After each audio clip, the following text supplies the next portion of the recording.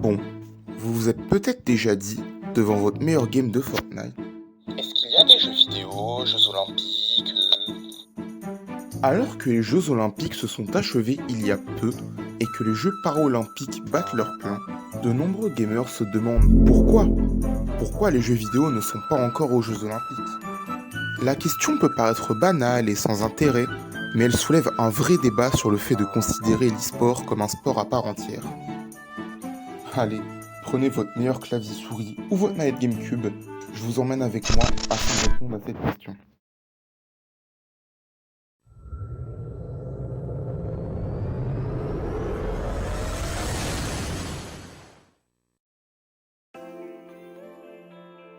Le sport électronique, plus communément appelé e-sport, correspond au fait de jouer de manière compétitive à un jeu vidéo. De nombreux styles de jeu peuvent être joués de manière compétitive. On peut citer par exemple les FPS, donc les jeux de tir, ainsi que leurs dérivés, les Battle Royale. On peut également citer les MOBA tels que League of Legends, ou encore les jeux de combat comme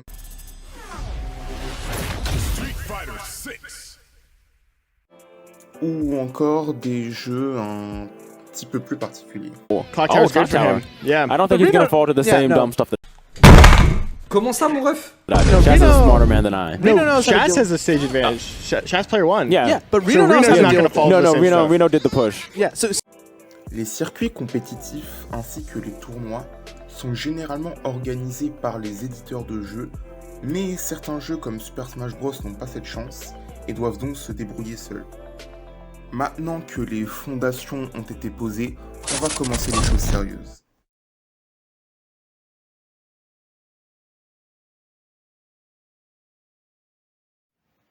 Combien de jeunes joueurs ont déjà entendu cette phrase?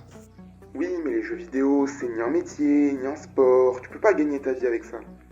Trouve-toi un travail au lieu de jouer à Smash Bros. Bon, même si la question est-ce que jouer à un jeu vidéo peut être un métier est très intéressante, on va pas la traiter ici. On va surtout se concentrer sur la question de est-ce que l'e-sport peut être considéré comme un sport? Car c'est vrai, hein, la question se pose. Dans un sport, il y a un effort physique conséquent.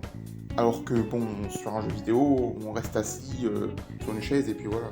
Il est vrai que l'effort physique est évidemment bien plus conséquent dans un sport traditionnel que dans l'e-sport, c'est un fait. Mais si le débat existe, c'est bien qu'il y a des similitudes entre les deux. Car c'est sur l'aspect mental que l'e-sport est très similaire au sport. En effet, jouer à un jeu demande de la concentration, de la rigueur, avoir un plan de jeu, de l'analyse, avoir une forte communication avec son équipe. Toutes ces qualités-là sont aussi présentes dans des sports traditionnels, tels que le football ou n'importe quel sport de groupe. De plus, il faut comprendre une chose. On n'est plus en 2010, à l'époque où les compétitions e-sport, c'était dans des caves, dans des garages, où c'était très bon enfant. Aujourd'hui, l'e-sport, ça ramène des millions de téléspectateurs et un chiffre d'affaires conséquent. On peut notamment citer les Worlds de League of Legends, ce qui équivaut à la Coupe du Monde, où la finale a eu un pic de téléspectateurs à 6,4 millions en simultané, même si le record d'audience date de 2018, où le chiffre est monté à 19,6 millions de spectateurs pour la finale et près de 100 millions de spectateurs pendant tout l'événement, ce qui est vraiment énorme. Mis à part le nombre de spectateurs et de téléspectateurs, c'est les infrastructures qui sont beaucoup plus professionnelles qu'à une époque. On peut citer par exemple le tournoi Super Smash Bros Temple qui a eu lieu dans le stade de Lille, oui, le stade de l'équipe de Lille. Ou encore le championnat du monde de Fortnite de 2019 qui a eu lieu dans un stade de Super Bowl à New York, carrément. Enfin, il est à noter que la plupart des joueurs professionnels sont encadrés par des équipes e-sport qui prennent le sujet très au sérieux et qui sont prêts à payer des très grandes sommes d'argent pour acquérir certains joueurs. Avec tout ça, on n'a plus vraiment de doute sur le fait de se dire que l'e-sport peut être considéré comme un sport. Et pour revenir au sujet principal, il en pense quoi le comité olympique?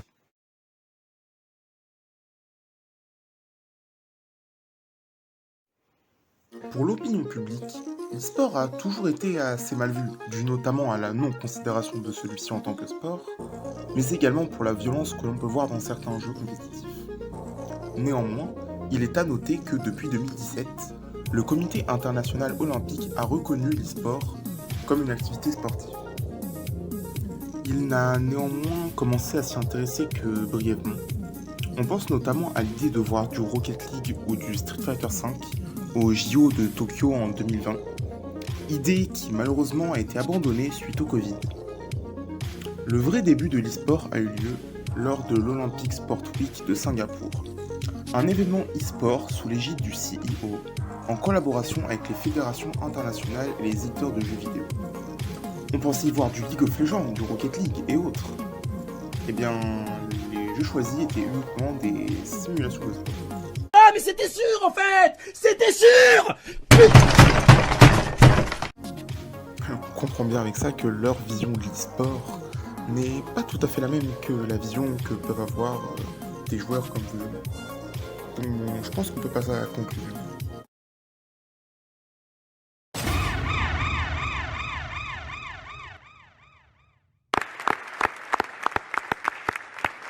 With your vote, you have created the Olympic esports games. Congratulations.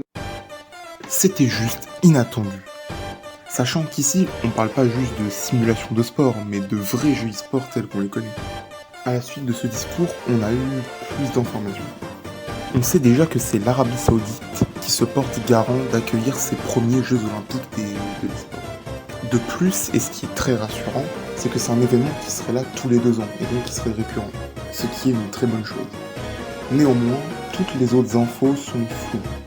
On sait juste que ce serait en 2025, la première édition, mais aucune information sur les jeux à venir, la composition des équipes et autres.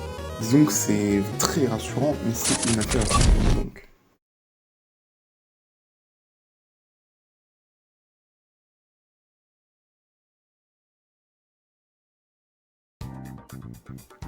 Bon, du coup, répondre à la question du début de vidéo est assez logique, et on pourrait se dire que oui, bien évidemment que oui, l'e-sport est présent au JO.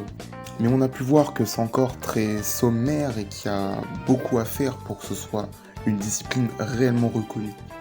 Mais néanmoins, il y a de très grands pas en avant qui ont été faits depuis quelques années, et c'est très rassurant pour la scène e-sportive. Malgré que l'e-sport, sans l'aide des JO, s'en sort déjà très très bien. Juste que les JO sera un tremplin supplémentaire à son essor. Et pour ma part, j'ai vraiment très hâte de voir ce que ça donne, parce que pour être un petit peu perso, je regarde un petit peu d'e-sport, mais pas tant que ça. Mais avec les Jeux Olympiques, ça a vraiment donné un second souffle à l'e-sport et faire connaître certaines disciplines e-sportives à des gens qui ne regarderaient pas forcément l'e-sport d'eux-mêmes. Et par extension, faire vivre encore plus l'e-sport et faire grimper l'e-sport toujours plus haut.